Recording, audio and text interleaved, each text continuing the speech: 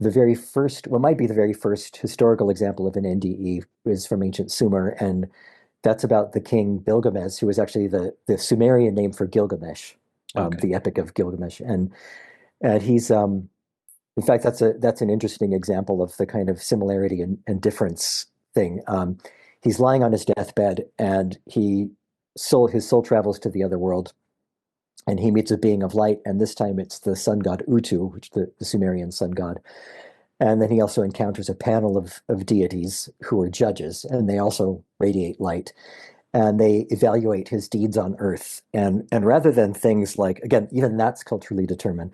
So rather than things like, I don't know, whatever we would consider to be positive or negative behavior, in his case, because he's a king from, 2000 BCE, it's things like, did you perform your rituals correctly? Did you build new temples? Um, were you a good ruler and that sort of thing?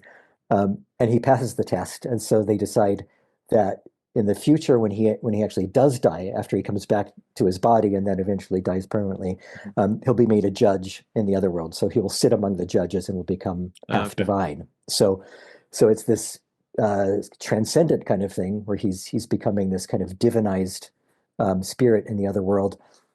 He also meets his deceased relatives, and then there's Right. a feast, a banquet thrown in his honor. Mm. And then he comes back to his body, and then he's able to prepare his tomb and his funeral. So, Mm. um, yeah, it's all these kind of intertwined similarities and Yeah. differences.